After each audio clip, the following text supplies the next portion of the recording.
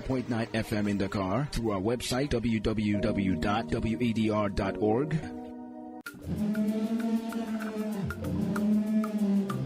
At WADR, your voice matters. Starting this quarter, we'll bring you a space to share your thoughts on the issues shaping your country and West Africa. From politics and culture to everyday life, we want to hear you on It's You Speaking. Send us a WhatsApp voice message on +221 7818 45421. Because the story of West Africa is not complete without your opinion. And listen to the broadcast 7:15 a.m.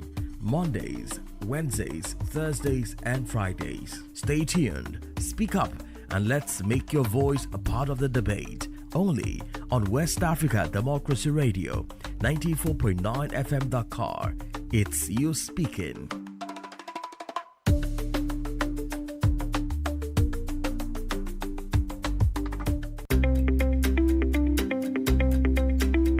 WADR is back on satellite. You can listen to West Africa Democracy Radio anywhere across Africa and Europe via satellite. Tune in on Eutelsat 16A at 16 degrees east with a frequency of 12687 MHz and a symbol rate of 30,000. Stay connected to the heartbeat of West Africa. WADR. We are your trusted voice across the region.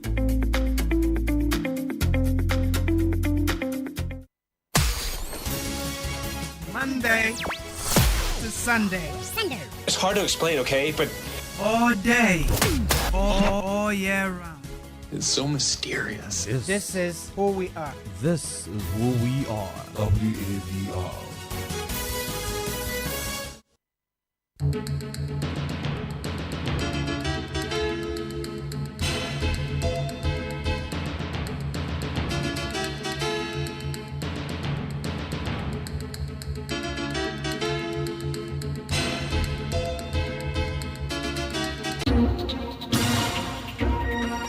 WADR.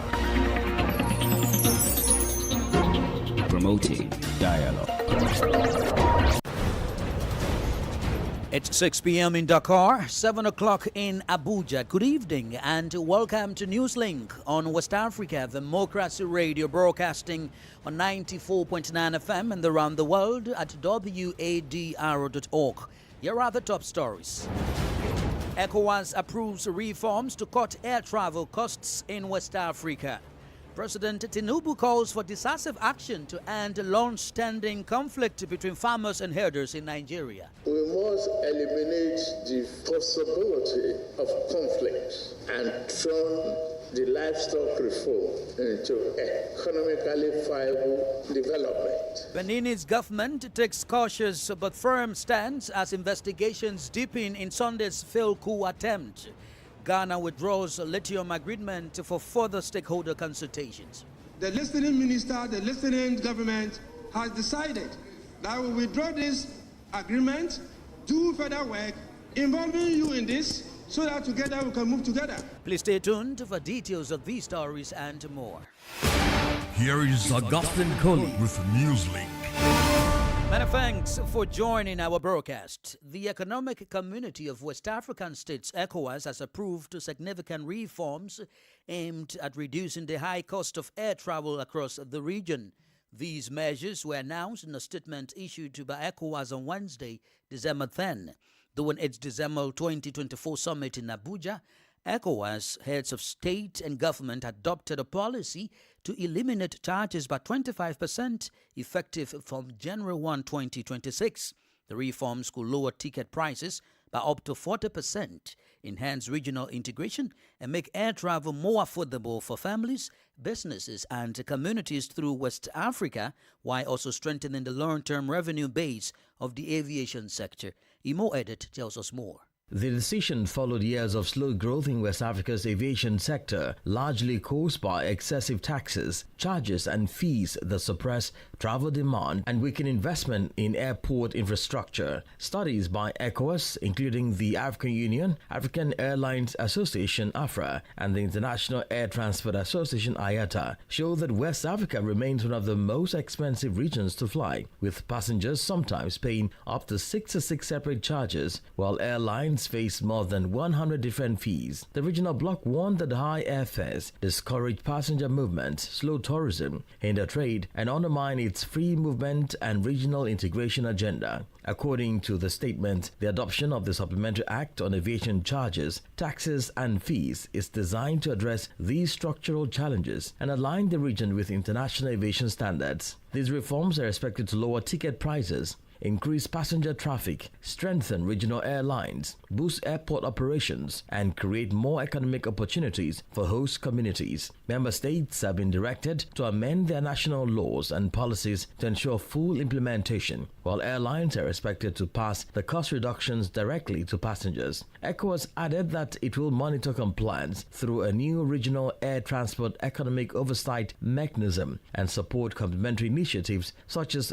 joint aircraft maintenance facilities and harmonized aviation safety standards.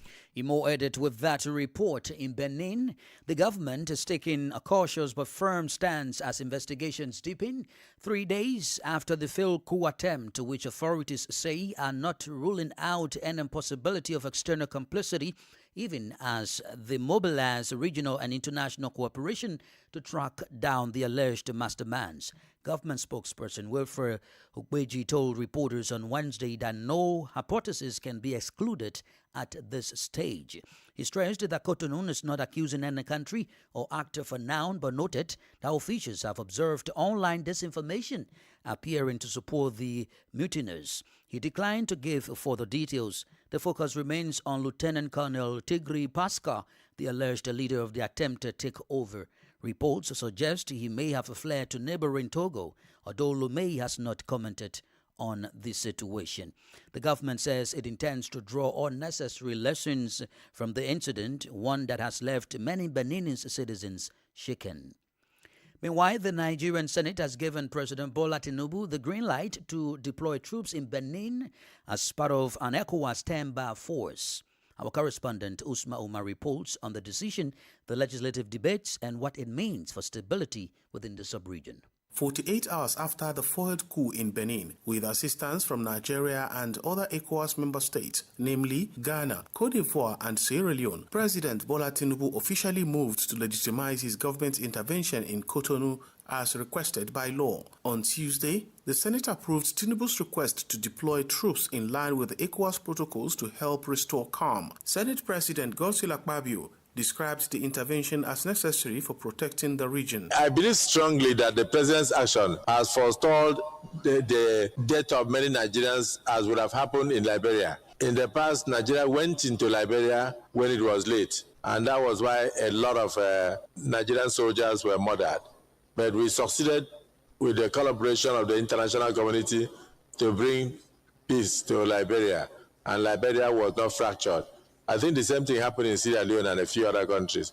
So we are very happy with the role that Nigeria continues to play, not just in West Africa, but in the rest of the world. The debate in Nigeria's Senate reflected broad concern about rising instability across West Africa, with recent coups in Guinea-Bissau and Madagascar adding to regional anxiety. Having intervened in 269 times military actions in various countries is in tandem with what President Bola Tinubu have actually done in time of the Republic. And I do hope that you will take cognizance of the fact that I said that peace is not the opposite of war. The Senate's approval letter is expected to be transmitted to President Tinubu immediately. Nigeria's leadership under ECOWAS says the intervention in Benin is aimed at preserving territorial integrity and preventing further escalation. In the meantime, a standby force deployed in Cotonou will provide support to Benin's military as the country readies for the April 2026 presidential election. For Newslink on West Africa Democracy Radio, Usman Umar, Reporting from Abuja. Still on Nigeria, President Bola Tinubu is calling for decisive action to end the long-running conflict between farmers and herders, a crisis that has claimed thousands of lives and destabilized rural communities across the country. Speaking on Wednesday during the Federal Executive Council meeting at the State House in Abuja, President Tinubu directed Vice President Kashim Shettima working through the National Economic Council to identify villages, grazing reserves or abandoned settlements that can be rehabilitated and transformed into modern ranches and livestock hubs. Tinubu said the government must move beyond crisis management and embrace reforms that turn livestock production into a driver of economic growth rather than a source of violence. The president urged states to work with the National Economic Council to designate suitable areas for livestock development. Again, especially livestock reform, I think the Vice President should get the neck, first of all, to see which village or grazing reserves that can be salvaged or rehabilitated into ranches, livestock settlement. We must eliminate the possibility of conflict and turn the livestock reform into economically viable development. The opportunity is there. Let's utilize it. And it is a neck. If we emphasize the constitutional requirement, we see that the land belongs to in the states. Whichever one they can salvage, come back to livestock village or others village. Let us stop this conflict area and turn it to economic opportunity and prosperity. Nigerian President Bola Tinubu. More stories coming up on West Africa Democracy Radio. Newslink continues. Now, elsewhere, civil society organizations in Guinea-Bissau are calling for the immediate return to constitutional order in the country following the November 26 coup. The call was made at a joint press conference held in Dakar on Tuesday, just a day after the adoption of a one-year transitional charter, the junta in Bissau. The event, organized by Africa Jom, Africtivists and Frente Popular, also featured the presence of several former members of the dissolved National Assembly in Bissau who voiced their frustrations regarding the military coup. Christopher Atichu has the details in this report. Guinea-Bissau civil society groups are demanding the immediate proclamation of official election results in accordance with electoral law, along with the prompt installation of the winning candidates. They are also urging ECOWAS to ensure the release of all individuals who have been arbitrarily arrested and detained in Bissau. Madeleine Taylor Mendy, an activist in Guinea-Bissau civil society, emphasizes these demands. Why they have been arrested, and from now, if there is no reason, they should be released immediately and without any condition. Every candidate got the election, every candidate got the compilation, and they have the PV of this election. They just need to show up. It's easy. We have only 9 regions, no more than 2 million people. We are supposed to get it the same day of the election. For many institutions and individuals, the military takeover in Guinea-Bissau was viewed as a hijacking of the legitimate electoral process aimed at obstructing democratic change rather than a coup d'etat. Daniel Ibrahima Salah, a former member of the dissolved National Assembly of Guinea-Bissau, shares this perspective. Don't forget that our military, we fought 11 straight years to get our independence. Those people should be respected. But it's just so unfortunate some of them are being manipulated, like Imbalo. Because in a normal way, how can you have a one-year transition? How are you going to prepare the election so that you can come back to constitutional normality? It's impossible. And those are just rhetorics.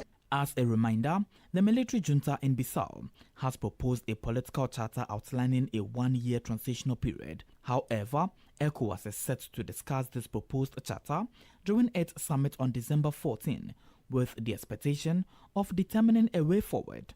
Currently, Guinea-Bissau is suspended from the regional bloc including the African Union Commission due to the coup that occurred on November 26. Christopher, teacher, with that report in health matters, Mali has recorded 5 cases of Mpox, also known as monkeypox. According to the latest report from the General Directorate of Health and Public Hygiene, the first case was detected on November 21 in Koram, Mali, on the Guinean border. The patient, whose identity remains unknown, later died from Mpox. However, health authorities have not provided any details about the 4 other infected individuals. A 6th case initially announced was ultimately reassigned to the neighboring country where the patient was originally from. To prevent further spread of the disease, health teams have been deployed to the affected districts to break the chains of transmission. For its part, the Ministry of Health has ordered an immediate strengthening of epidemiological surveillance across the entire country, particularly at the points of entry. You are listening to Newslink here on West Africa, Democracy Radio, broadcasting from Dakar, Senegal. Here is a reminder of our top stories. ECOWAS approves reforms to cut air travel costs in West Africa. President Tinubu calls for decisive action to end long-running conflict between farmers and herders in Nigeria. Benin's government takes cautious but firm stance as investigations deepen in Sunday's failed coup attempt. Ghana withdraws lithium agreement for further stakeholder consultations. Still ahead in the news, we have guest interview and a sports update. Please stay with us. Fresh and breaking news all the time. Hear it first as the news breaks, only on West Africa Democracy Radio. Newslink continues. Many thanks for being with us. We are streaming live on YouTube at WADR and on Facebook, WADR English Service. Away from Mali, the Ghanaian government has withdrawn the controversial lithium agreement from Parliament to allow the broader consultations with key stakeholders. This was announced by the Deputy Minister for Lands and Natural Resources, Alhaji Yusuf Salimana, on Wednesday. Addressing the House, the Deputy Minister said the decision was influenced by concerns raised by civil society groups, industry experts and MPs from both sides of the chamber. He explained that NGOs and prominent voices within the extractive sector had also urged the government to conduct further technical and stakeholder engagements before submitting the deal. And natural resources to undertake further consultations with very relevant stakeholders prior to representing it to this very important House. Mr. Speaker, listening to my colleagues from the other side, they have made my work very easy.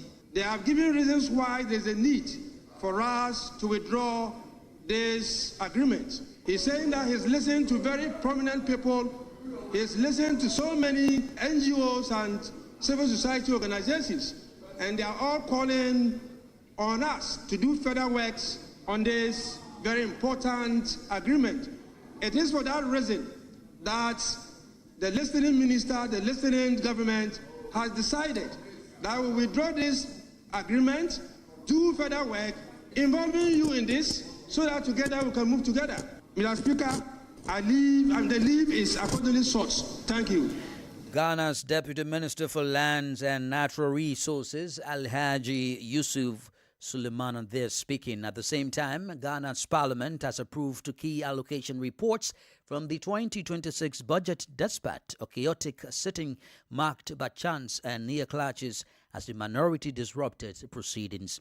The uproar was triggered by a High Court ruling declaring the Bandia seat vacant following by Parliament's communication to the Electoral Commission to act on that vacancy, a move the minority insists is unlawful and premature. WADR's Nadia Titi reports. Ghana's parliament descended into chaos on Tuesday as minority MPs mounted a fierce protest over the speaker's communication to the Electoral Commission declaring the Kwandai seat vacant. The minority, draped in black, abandoned their benches and massed up in the center of the floor, chanting and demanding an immediate adjournment of the House. The tensions quickly escalated into a near scuffle as some majority MPs moved forward, meeting the minority in a heated confrontation that forced parliament marshals to intervene. Honourable members,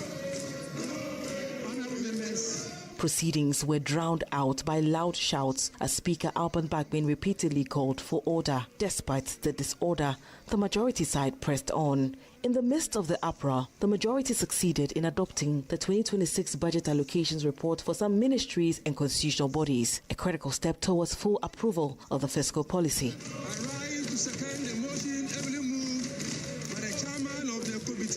With tempers still high, the Speaker adjourned the House to Wednesday at noon. I take it that the House would prefer that we resume sitting at 12 in the noon. Mr. Speaker, 12 o'clock. It's 12 at noon.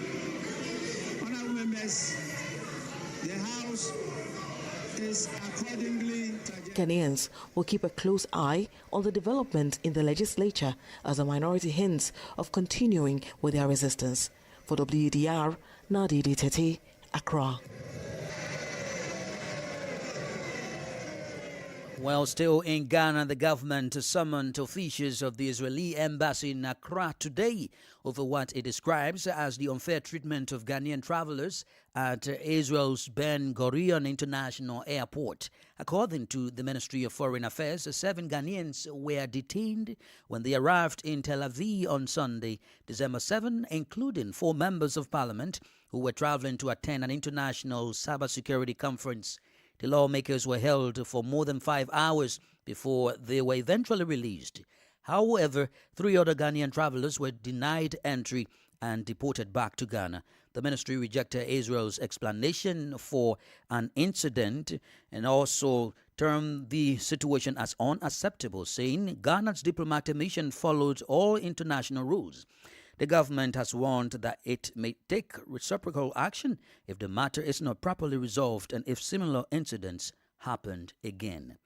Let's focus on Côte d'Ivoire now, where former President Laurent Gbagbo has called on the International Criminal Court to seek the real culprits of the 2011 post-election crisis. In a letter addressed to his compatriots on Monday, Gbagbo also requested that the ICC identify those who may have orchestrated and financed aid, reminding readers that he was definitely acquitted in 2021. According to several observers, as well as his lawyer Emmanuel Ati, this pursuit of truth could help foster genuine national reconciliation and allow the country to finally turn the page on this painful chapter of its history. Sankula Janko reports. Laurent Gbagbo, who recently announced what many analysts described as a withdrawal from political life, has suddenly returned to the forefront to demand justice. The former inmate of the Scheveningen Detention Center in The Hague is calling on the ICC to once again take up the crimes committed during the 2011 political military crisis. According to his lawyer, Emmanuel Altid, this request is legitimate and driven solely by the desire to restore the truth. Questioned about the existence of concrete elements that could allow the ICC to reopen a case considered closed, Altid said he was optimistic while acknowledging that the process could take time. For Rosalind Aka-Serikpa, a lawyer at the Abidjan Bar, it will fall to the ICC prosecutor to determine whether the request is admissible, with a view either to a possible reopening of a trial or its definitive closure. The trial of Laurent Gbagbo and Charles Blé Goudé before the ICC opened on January 28, 2016 in The Hague on charges of crimes against humanity linked to the post-electoral crisis in Côte d'Ivoire. This historic trial resulted in their final acquittal in 2021. The appeals chamber upheld the trial chamber's decision. Sankula Janko with that report. Now, the government of Liberia has signed a landmark memorandum of understanding with the United States government aimed at strengthening Liberia's health system, disease surveillance, as well as outbreak response capacity and frontline health workforce. Liberia's Minister of Foreign Affairs, Sarah Besloyanti, signed on behalf of the country, and U.S. State Department's Jeremy Lewin, Under-Secretary for Foreign Assistance, Humanitarian Affairs and Religious Freedom, signed in Washington, D.C. The 5-year partnership outlines a substantial investment towards improving public health outcomes in Liberia and provides a total of $124,418,400 in planned U.S. government support So far, the support would expand disease surveillance and rapid outbreak response, strengthening national and regional laboratory systems, supply chain modernization for medicines and essential health commodities, among other benefits. Politics, analysis on major news, social matters, and all. This is a guest. For our guest interview this evening, we are joined by Daniel Ibrahima Sala, a former member of parliament in Guinea-Bissau. He joins other Bissau-Guinean civil society organizations calling for the immediate return to constitutional order following the November 26 coup. Guinea-Bissau has one of the most transparent electoral systems because in less than 24 hours, less than even 10 hours, you can have all the results because in all the representative, all the candidates have their representative on the polling ballot.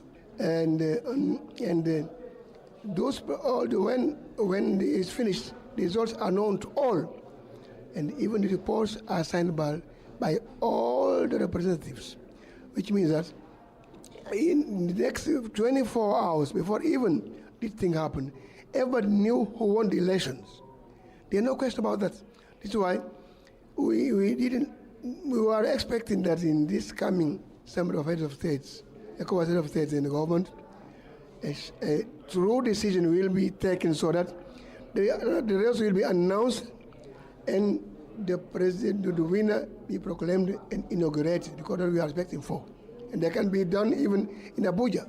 The National Electoral Commission stated it is not technically prepared to release the results. It stated that on November 26, the army officers arrived at the Electoral Commission headquarters and they took away all of the materials. What they said is correct. That's exactly what happened. But that does not mean that those results they themselves have, others don't have them. Those are exactly the same results that everybody has. It is true that they went, they destroyed everything, they did the computers, the servers and everything. Of course, technically, how could they proclaim the result? Because they had to have the papers, the data in front of them. They don't have them. But can still result from the regional electoral commissions that have all the same, exactly the same results, compile them and announce the results.